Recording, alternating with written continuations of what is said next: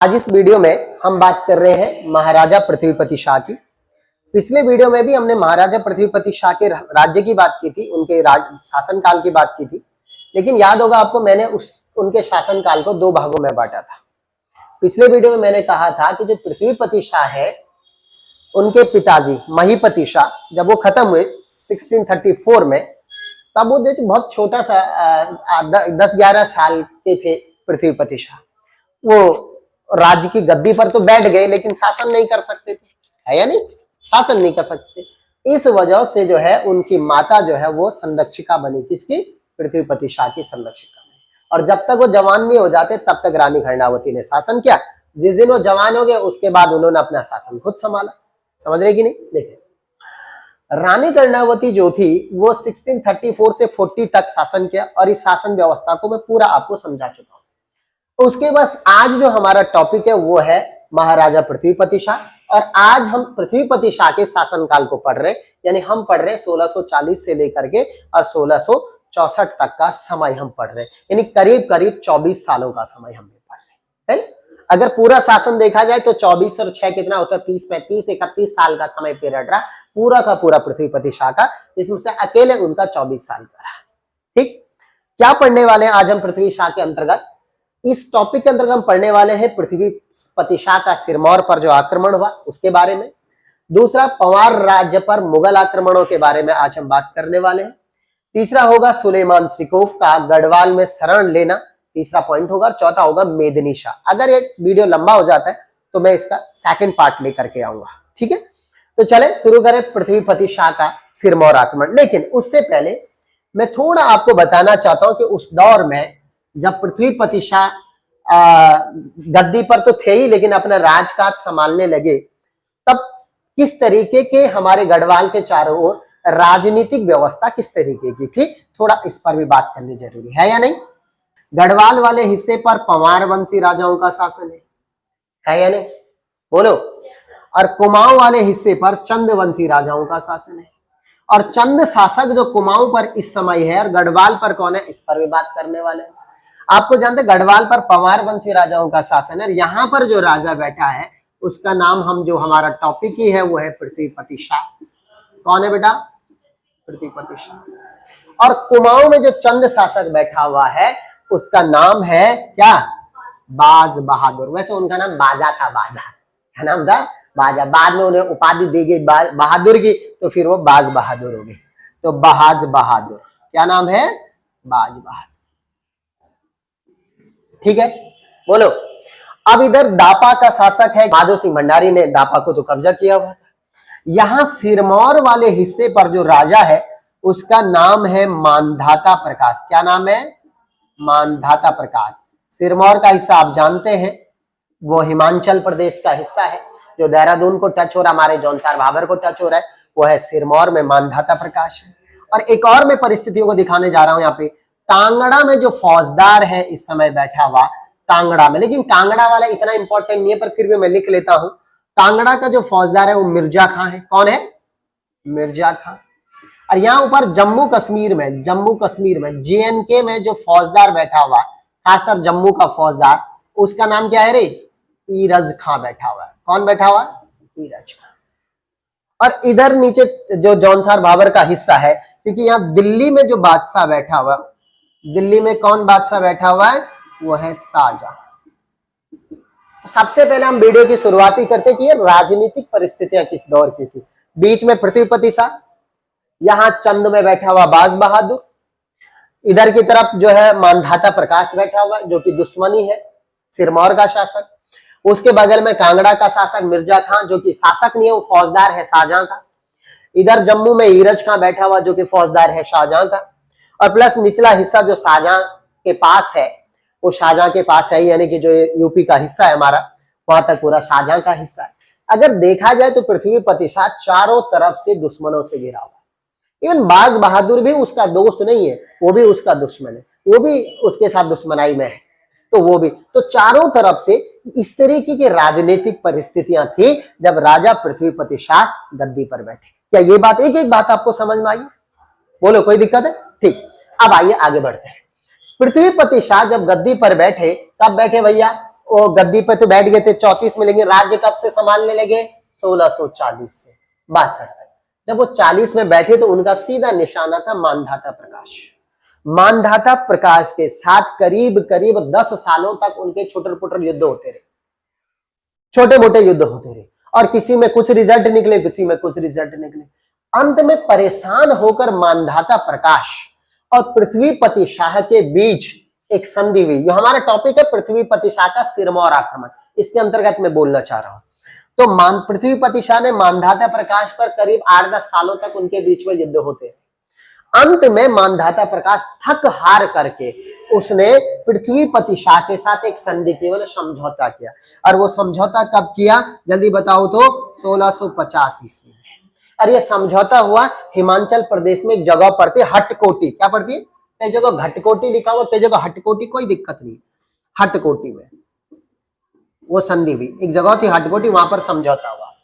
इस समझौते के तहत मानधाता प्रकाश ने जो हमारा देहरादून का जौनसार भाबर का हिस्सा है वो भी दे दिया किसको? पृथ्वीपति शाह को। बल्कि काफी हिस्सा मानधाता प्रकाश का जो सिरमौर का था वो भी पृथ्वीपति शाह के पास आ गया। ठीक है कि नहीं?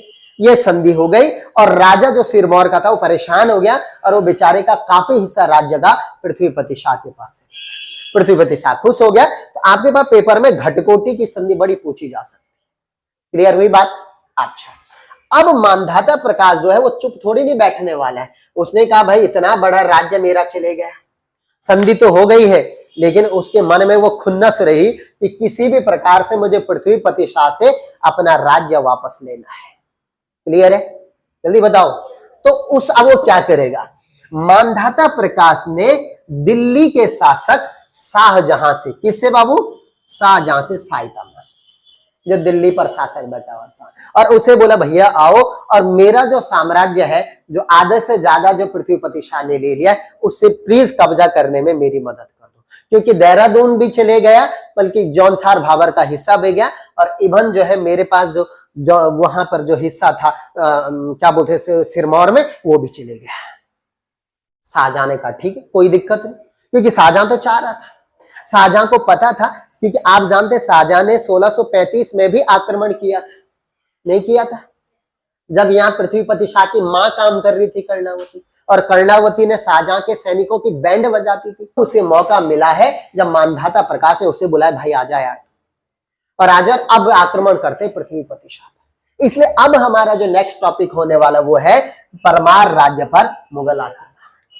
परमार राज्य पर इससे पहले भी आक्रमण हो चुका है, तब राजा पृथ्वीपति शाह थे, लेकिन वो छोटे थे तो उनकी मां शासन कर रही थी, और वो समय पीरियड था 1635 का। और इस युद्ध में पृथ्वीपति शाह की मां कर्णावती जीत गई थी और शाहजहां के सैनिक हार गए थे। तो पहला आक्रमण तो वो मान लो। अब दूसरा आक्रमण जो है वो होने वाला है आज। अब वो कब होने वाला है दूसरा आक्रमण? दूसरा आक्रमण बताओ, वो होगा 1653 में। सेकंड आक्रमण। दिल्ली से शाहजहां तैयार हो गया। दिल्ली से कौन तैयार हो गया? शाहजहां। और मानधाता प्रकाश यहां से तैयार है, क्योंकि उसी के बुलावे पर युद्ध हो रहा है, और ये दोनों जाके सम्मिलित सेना जो है अटैक करेगी किस पे?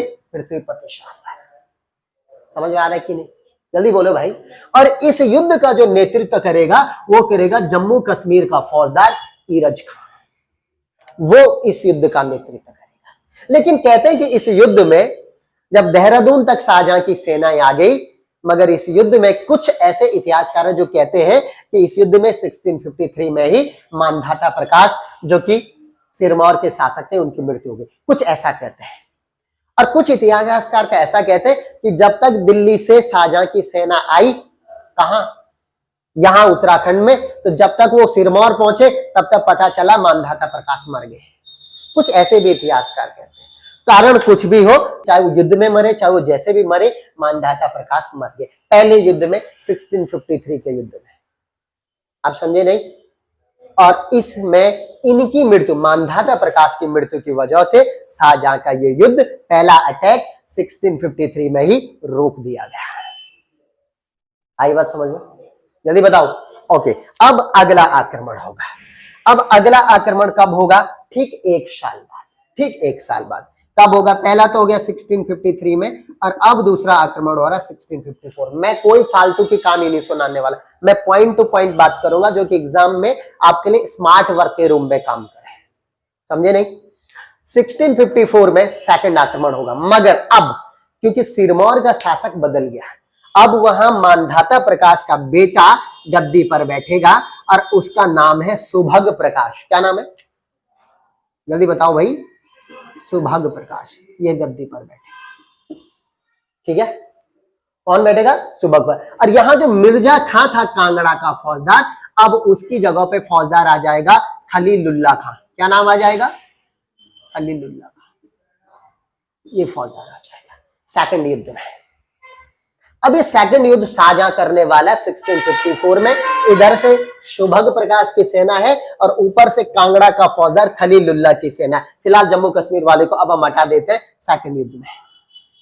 कांगड़ा का फौजदार का जम्मू कश्मीर वाले को कौन बुलाए? तो इधर से खलीलुल्लाह खां और नीचे से सुभग प्रकाश, और यहां से दिल्ली की जो है सेना आ रही है। सुभग प्रकाश तो अलग राजा है, लेकिन ये तो इसी शाहजहां का फौजदार है जो कांगड़ा का फौजदार है। और ये तीनों के तीनों सेनाएं मिलकर के, तीन क्या दो ही मान लो, और ये सेनाएं मिलकर के पृथ्वीपति शाह पर अटैक करेंगे, समझे नहीं? पूरा का पूरा शाहजहां ने जौनसार भाबर भी पृथ्वीपति शाह से वापस ले लिया युद्ध में। पूरा का पूरा देहरादून भी, ये पूरा का पूरा जो निचला हिस्सा देहरादून का है, ये भी पृथ्वीपति शाह से छीन लिया। किसने? शाहजहां। और अब उनकी तैयारी है कि हरिद्वार के रास्ते कोटद्वार जाएं, और कोटद्वार के रास्ते वो चाह रहे थे कि हम श्रीनगर में एंट्री करें। कौन? शाहजहां लोग, ये मुगल। शाहजहां तो नहीं था, उसके फौजदार थे, मुगल ऐसा चाह रहे। लेकिन उसी दौर में युद्ध जब वो अंदर प्रवेश करने वाले थे, उसी दौर में बरसात हो गई। और आप जानते गढ़वाल में बरसात कितनी खतरनाक होती है, और दूसरा आप जानते पहाड़ी हिस्से कैसे खतरनाक है। इससे पहले नवाजत खां को हम मिट्टी चटा चुके हैं, पत्थरों से मारा है या नहीं? तो इन्हें लग गया कि भैया वही स्थिति ना हो जाए 1635 वाली, शाहजहां को लग गया। इस बरसात की वजह से ये थर्ड जो सेकंड युद्ध था, 53 में पहला, 54 में दूसरा, ये जो दूसरा युद्ध था, इस युद्ध को स्थगित करना पड़ा। लेकिन एक चीज यहाँ पे ध्यान देने वाली बात, इस सेकंड युद्ध में शाहजहां का साथ कुमाऊं के शासक, चंद शासक बाज बहादुर ने भी दिया था। देखो अटैक कहां से हो रहा है, इधर से सुभग प्रकाश कर रहा है, नीचे से शाहजहां के मुगल सैनिक कर रहे हैं, और इधर से बाज बहादुर कर रहा है। कुमाऊं से कौन कर रहा है? बाज बहादुर अटैक कर रहा है। इसलिए तीनों ओर से पृथ्वीपति शाह पर अटैक हो रहा है। अब एक समस्या ये हो रही है कि इधर भी सैनिक जा रहे हैं पृथ्वीपति शाह के, इधर भी भेजने पड़ रहे हैं, नीचे की तरफ भी भेज रहा है, चारों तरफ से भेजने पड़ रहे हैं।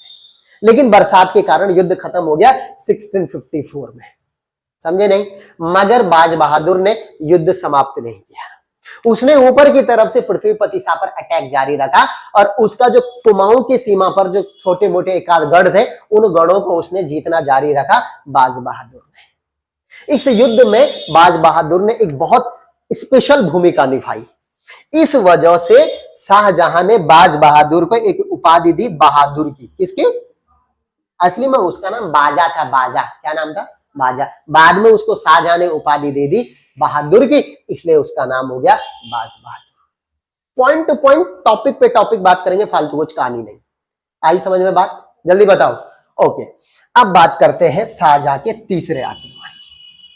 तीसरा आक्रमण कब होगा? 54 में एक आक्रमण खत्म हुआ। पहला कब हुआ था? जल्दी बताओ। पहला हुआ था 35 में, जब माता थी कर्णावती। अभी इसे फिलहाल भूल जाओ, अभी हम क्योंकि पृथ्वीपति शाह के जमाने के बारे में।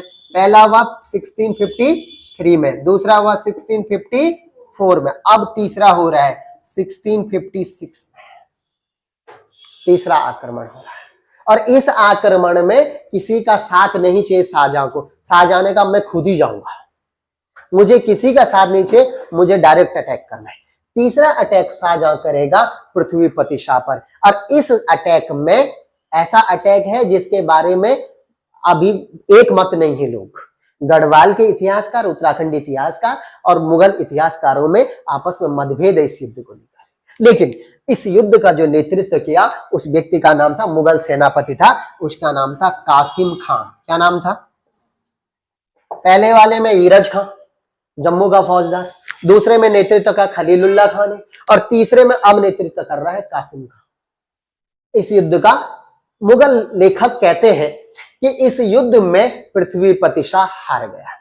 कौन कहते हैं? मुगल लेखक ऐसा कहते हैं कि इस युद्ध में पृथ्वीपति शाह हार गया, और पृथ्वीपति शाह ने अपने बेटे को शाहजहां के दरबार में भेजा कि भाई ये मैं अधीनता प्रकट करने के रूप में अपने बेटे को भेज रहा हूं, और मैं अब हार चुका हूं, मैं आपके अधीन हो गया हूं। ऐसा कहते हैं मुगल इतिहासकार। लेकिन हमारे उत्तराखंडी इतिहासकार कहते हैं कि इस बारे में कोई भी हमें जानकारी प्राप्त नहीं होती है, क्योंकि स्वतंत्र राज्य कर रहा है पृथ्वीपति शाह पहाड़ों में। हाँ, ऐसा हो सकता है कि हुआ ही है वो कि शाहजहां ने हमारा पूरा जौनसार भाबर और प्लस देहरादून और हरिद्वार का पूरा हिस्सा क्या कर दिया होगा? कब्जा कर दिया होगा। थर्ड युद्ध कब हुआ बाबू? 1656 में हुआ। 3 युद्ध हो गए किसके जमाने में? शाहजहां के। आप जानते हैं 1656 के दौर आते आते दिल्ली में शाहजहां बुढ़ा हो गया, और उसने अपने बेटे क्या नहीं, दारा सिका को गद्दी पर बैठा दिया। अब इस बारे में अगला हमारा जो टॉपिक है, क्योंकि हमने 2 टॉपिक आज निपटा दिए। पहला पॉइंट हमने पृथ्वीपति शाह का सिरमौर आक्रमण, घटकोटी संधि समाप्त, और दूसरा पवार राज्य पर मुगल आक्रमण। ये 2 टॉपिक आज वाले वीडियो में हमारे खत्म हो गए।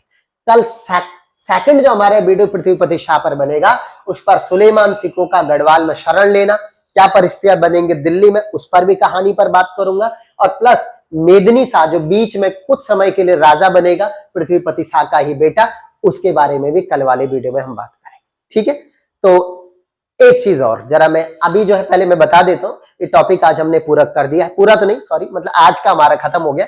नेक्स्ट वीडियो में ये टॉपिक पूरा होगा, और मैं एक चीज करता हूँ, कोशिश ये करता हूँ कि मैं फालतू की कहानियां सुनाकर तुम्हें भ्रमित ना करूं। मैं पॉइंट टू पॉइंट बात करना चाहता हूं, जो कि तुम्हारे लिए एग्जाम की दृष्टि से भी इंपॉर्टेंट हो। ठीक है, एक चीज मैं आपको सूचना देना चाहता हूं कि अब हमने अपने चैनल पर जैसे मैं एक राजा खत्म कर रहा हूं, उसके बाद हम तुरंत प्रैक्टिस सेट लागू करने लाने वाले हैं। यानी जैसे पृथ्वीपति शाह समाप्त होगा, उससे संबंधित पेपरों में कितने प्रश्न बन सकते हैं, उनका एक प्रैक्टिस सेट आएगा। फिर नेक्स्ट राजा होगा जिसकी क्लास में पढ़ाया जाएगा, उसके बाद उसका प्रैक्टिस सेट आपके सामने आएगा। आ रही बात समझ में? तो इस तरीके का आज से हमने शुरू किया है ये कार्यक्रम, जो हमारी टीम और हमने शुरू किया है। आपको कैसा लगेगा हमें कमेंट सेक्शन में बताएं। हमारे चैनल को सब्सक्राइब करना बिल्कुल भी ना भूलें, जिससे हमारी नई वीडियो जो है आपके पास आ जाए, और बेल आइकन को जरूर दबाएं। बहुत बहुत धन्यवाद। ठीक है।